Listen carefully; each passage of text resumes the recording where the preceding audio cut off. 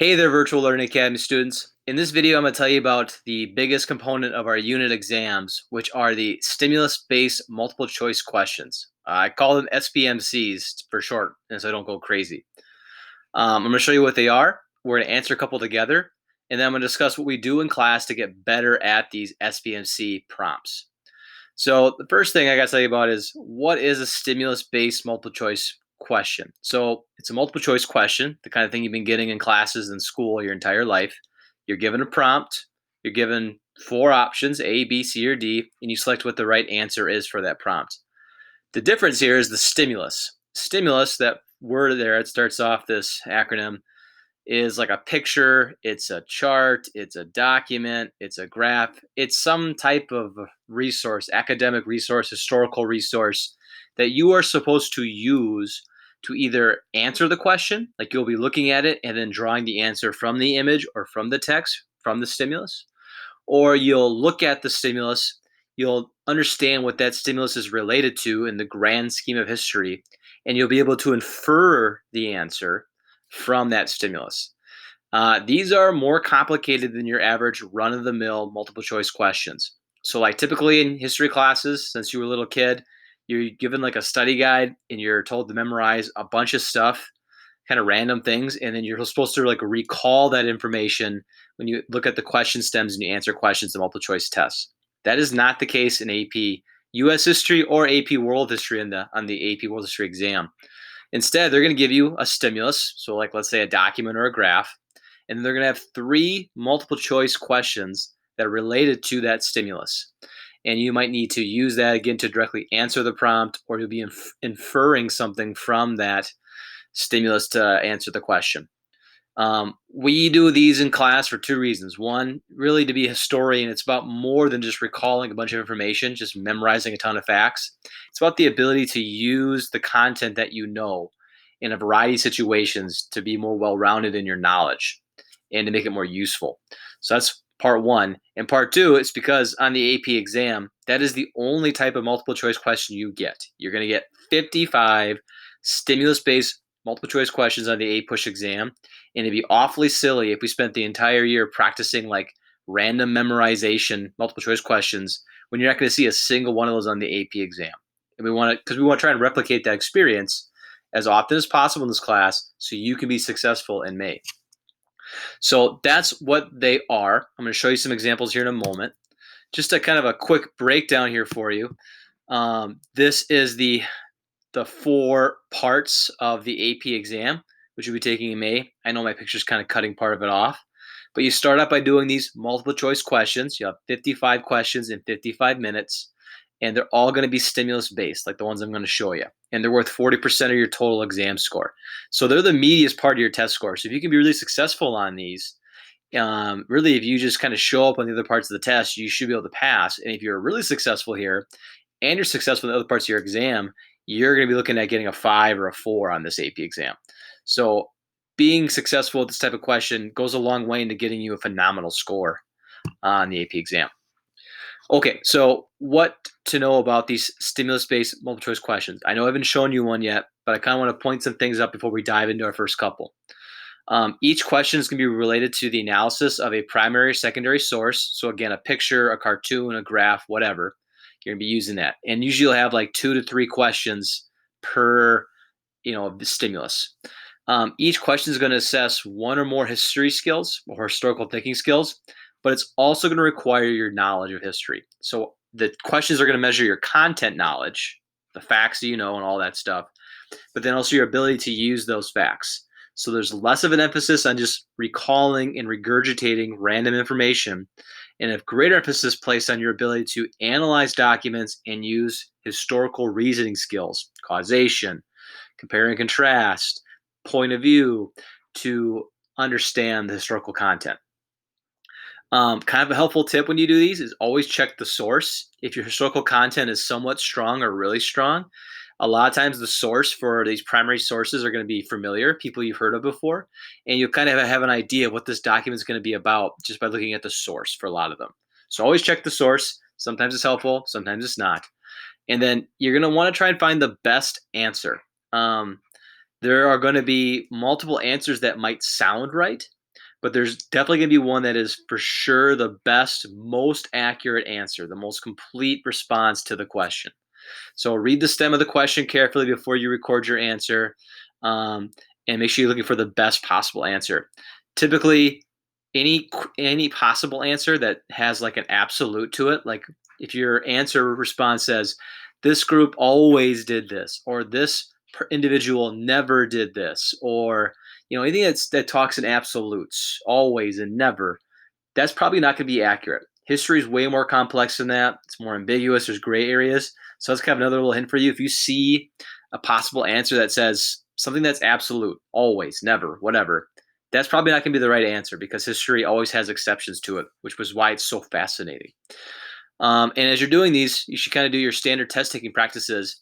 Make sure you eliminate the ones that you know are wrong, and that should kind of cut down your possible options. And then finally, you got to manage your time. When you do this in May, you're going to get 55 questions in 55 minutes to do those questions. I'm not great at math, but 55 divided by 55 is 1. You'll have 1 minute per question. So it's quite a bit of reading and thinking, all done in 1 minute. So it's kind of about pacing. You want to manage your time when you do this. Maybe spend a little bit more time on some questions that have more wording to it, that are a little more complex, and try and go quickly through the ones that are more basic and straightforward. Okay, so I talked about these stimulus-based multiple choice questions. Now, what do these things stink and look like? I'm going to blow up my presentation here. And this would be an example of a stimulus-based multiple choice question. We have our multiple choice down here. It's always going to be 4 possible options. There's your question prompt. And here's the stimulus. For this question, the stimulus is a primary source from the famous missionary priest Bartolome de la Casa, 1542. So ideally, you look at the source right away. Hopefully by this point you know who de la Casa is. He's this famous missionary that traveled to the New World. He was a Spanish missionary. He went there to convert many Native Americans to Christianity, but became just like completely aghast at all the monstrous and devastating things that the Spanish conquistadors did to the Native Americans in the encomienda system. And de la Casa wrote about all these horrors. This passage here is from one of his accounts of the terrible things that happened in the Indies. So before I read the stimulus, I look at the prompt. According to de la Casa, who, because of my content knowledge, I know was a person who fought for Native American rights during the Spanish Empire in the Americas. According to him, what was the result of European interaction with Native peoples? So, what are the effects on Native Americans with the interactions to Europeans? Well, I probably could answer that without even like looking at the stimulus because that's a pretty obvious thing. We know that Native American populations were devastated by disease and by forced enslavement in the encomienda system. We also know that there was this mixed race population that was created because of this. But let's just read the stimulus anyway. Always read the stimulus. De la Casa says, among these gentle sheep, the Spaniards entered like wolves, tigers, and lions, which had been starving for many days, and since 40 years they have done nothing else, nor do they otherwise at the present day, than outrage, slay, afflict, torment, and destroy them. So, like, this first part kind of makes sense. Among these gentle sheep, he's referring to the Native Americans. The Spanish conquistadors entered like wolves, tigers, and lions, so pretty ferocious creatures that were starving. This part here, since 40 years, is kind of confusing. That's referring to the time between Columbus's arrival and when De la Casa is writing about this. But he's basically saying that they're doing terrible things: slay, afflict, torment, destroy the Native Americans. They did this to such extremes that whereas there was once 3 million souls, keep in mind he's a Christian, so he's going to say souls, or he's a Catholic priest, whom we saw in Hispaniola, the area that they were colonizing, there are today not 200 of them left. So 3 million to 200. So like reading this, it kind of confirms what we already knew, that there was a dramatic increase in native population. So let's look at option A. Was there a drastic increase in native populations? No. This said like the exact opposite of that. So we know it's not A. Cross it out. B. Overwhelming numbers of mixed race children. While this is true, that is not referenced in this document at all, and is not the effect that De La Casa is talking about. And we want to use, it says according to De La Casa, so it can't be B. So while there's some truth in that, it is not related to the stimulus, therefore it's got to go. C, a drastic decrease in native populations. Yes, that is totally the answer. Let's read D to be safe. There was increased immigration of Native Americans to Europe. I guess there was because Native Americans were enslaved and brought to Europe, but it's not really mentioned in this document here. It's really about this decrease in population. He literally says 3 million souls down to 200. So the answer would be C. So like really these questions I think are kind of easier than just like, memorizing a ton of stuff. You have the general idea of history, the big picture, and then you use your skills and your common sense and your ability to read a document to work your way to the answer.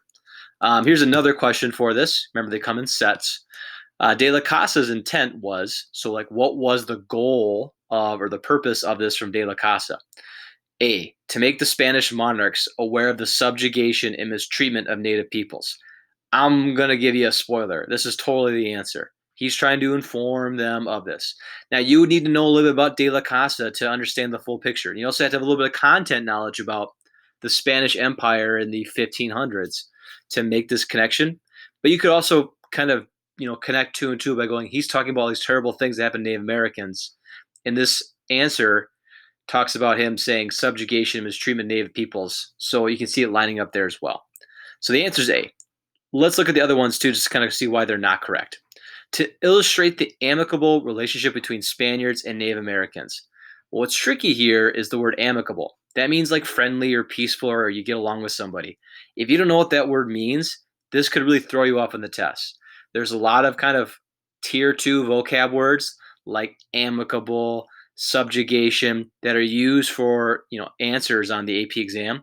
And this is why reading the textbook is so helpful. You're going to come into contact with a lot of these words and it's going to build your vocabulary so that when you see them on tests, you're not like, I don't know what that word means and I have no idea what the answer is now. But this is not B. So, because they did not have friendly relations, he just talked about them getting slayed and tormented. He's trying to instruct priests on creating new converts to Christianity. He's not talking about that at all here. He's talking about the destruction of Native Americans by the Spanish and also to explain the impact of new crops and livestock on Native populations. This man is not talking about crops or livestock. So, again, if you look at the document, take your time, you really kind of find the answer pretty straight away. And also, if you knew anything about De La Casa, you probably could answer it without even having to read the stimulus. But you should always read the stimulus. You should always read it. Okay, let's do one more document together. This one's an image. So in this example, the stimulus is an image. Usually there's going to be a source that tells you what it is. This is from a painting in the 1800s, and it's Christopher Columbus. That's him right there, arriving in the Americas. And it says basically the discovery of the Americas. So it's a Spanish painting. Question says, what does the artist convey as being the most important motivator for Columbus's exploration? So based on this image, it's going to show you a couple motives for Columbus's journeys, but you want to go, what is the most important? What is the one that's most commonly referenced here? This is where you tell yourself, what do I know about European exploration? Well, I know the 3 G's: God, gold, and glory. Those are the 3 primary motivations for European exploration. So if I look at this picture here, do I see anything about gold? Not really. Like, sure, they're looking for gold, but like no one's got gold on them. These folks don't have any gold. There's no gold lying around. It's not about the gold. How about the glory? Yeah, maybe. Like, they look awfully proud. They got Spanish flags coming over and different types of royal crests. So maybe they're trying to extend the prestige of Spain. How about God? How about the efforts of expanding Christianity and for them fulfilling the wishes of God? Well, that's going to be the answer. Like, look, you got a priest right here just blasting Christianity over here at the Native Americans. You have Columbus looking up to the heavens. You have this dude looking up to the heavens. This dude is on his knees thanking God for making it across the Atlantic Ocean. These guys are looking up to the heavens. And it's kind of hard to tell, but like the center of the painting is like this brighter color, this bright light. So it's almost like they are looking up at some kind of divine being, looking up at a God or a God. So because of all those things, that makes spreading Christianity or God the primary motive for Columbus in this painting. It's referenced throughout, not in just one spot, but throughout the painting. So let's look at our options now. What was, based on this artist, the primary motivation for Columbus to explore and find the new world? Discover new lands? Yeah, not really. Spreading Christianity? Hello, that is the answer. We already went over why. That's the answer. Searching for gold? While they were doing that too, that's not the focus of the painting. Were they trying to find new knowledge? Not really. They're trying to spread their knowledge to other people, typically by force. So again, They're different than your standard questions. You really can't have a study guide for this that like lists off all the things to be aware of. It's just, do you know the content, have a general understanding of it, and can you work your way through these documents? Now let's fast forward a little bit. How do you strengthen your skills for these type of questions? Because they're different for what you're used to. Even if you took AP World last year, you didn't get very many of these on your unit exams. A lot of it was just kind of content questions. And if you took regular world history, you got maybe like 3 or 4 of these on your unit exam at the end of each test, and that's it. So, how do you get better at this type of question? And the answer is document analysis. Looking at lots of documents, getting practice with breaking them down and analyzing them and making sense of them, and just getting really good at it. And the tool that we use in this class for analyzing documents, to practice reading documents so that when we get these questions, we can crush them, is called Hippie. This is not like the people from the counterculture movement in the 60s and the 70s. Hippie is an acronym. It used to be called Hippo, which is why there's a hippo up there. And it lays out 5 ways that you can analyze a document. Like when you look at the document, 5 things for you to think about and try and be able to answer. The first one is historical context. So like each letter of Hippie represents a different way of analyzing a document. The first one is historical context. This is where you identify what is happening in the time and place of the document, and you explain how this information about what's going on when this document was created influences the content in the document. This works really well with graphs and charts. Like if you get a graph that shows like a population spike, well, why'd the population go up? That'd be historical context. What was going on in history at that point that caused that population to rise up? For like Native Americans during this time period, there was a line graph for their populations from 1492 to the present. You'd see a dramatic decline in population. Historical context would be because of the Columbian Exchange, smallpox was introduced to native populations, and because of a lack of immunity or antibodies to those terrible diseases, their populations were wiped out by the hundreds of millions. So that is historical context. What was going on during the time period that is either represented in that document, or what was going on when something was written or created that influenced what was being made. The other way you can do it, again, there's 5 ways you can analyze docs, and you should kind of get used to like looking at document and thinking about them from these 5 different points of view, is who's the intended audience? Like when the author made this, who did they have in mind for this document? And then explain how the document reflects this. You should not do this for like a graph or a chart or like statistics. Don't do intended audience for that. If you get a speech, if you get a letter, if you get a painting, if you get a cartoon, that's really good for intended audience. And you want to make sure you reference what evidence is in the document that shows that was who the intended audience was. Next one is purpose. It's the first of our 2 P's. Why was the document created? Then you have point of view. This is often the most popular one to select, although I think historical context is the easiest. You need to identify the view of the author and then explain why they have that point of view and how it's reflected in that document. So, looking for bias and that sort of stuff right there. And then the last way you can do hippieing of documents is, why is this document important? So how does this document explain or support a key topic or idea from the course? How can it be used to? And you're going to be seeing a ton of documents in this class. You should try and do not all of this. Don't do Hippie every time you see a document, but try and be able to do a couple different ways of analysis. Maybe do 3 or 2 of the different 5 methods of document analysis when you see them. So if you get a picture of Columbus, like for that painting we had, what was the context of when it was made? Who was this document intended for? What is the point of view of the author of this painting or this document? You want to use these different methods of analysis. These are kind of like simple question stems. So if you were like to write out your analysis, which you'll be doing later in the year when we look at documents, you want to kind of state like the historical context of the document is this, and it is shown by what? How do you know that in the image or in the document? The author's intended audience was this group, and I know this because blank. What evidence is in the document that supports that they were targeting a certain group as their audience? So these are just sort of like templates for writing responses to document analysis. And then last thing I want to kind of show you is when we do document analysis in this class, you're not going to be in class. so you don't get to do it live with us. But students who come to class on A and B days, most days we'll look at like 5 or 6 documents as a class, and we're going to hippie them. We'll do a couple different ways of document analysis and discuss, what the point of view, the purpose, the context is of each of these images to kind of build our practice with stimulus-based questions. Well, how can you do that as a virtual learning academy student? Because it's not really fair if you can't do that as well. Well, there's 2 ways you can do it. One is you're going to get access to all the documents. I'm going to show you where that is. And 2, all student responses. So like the analysis that we do in class is going to be typed and posted onto our Schoology page. And you can go look at those responses anytime you like. So if you wanted to, you could look at the documents. You could hip yourself, do a little bit of practice on your own, and then compare your answers with those in class to see if you're on track, if you're a little bit off, or if you're, if you're shooting way above par and you're nailing it. So where are these documents? You can find them. Here's our course page. I got current unit open now, but if you want to find the documents, you go to resources, and you're going to see this thing that says Hippie documents in 180 days. If you click on this, it's going to bring you to a Google slide.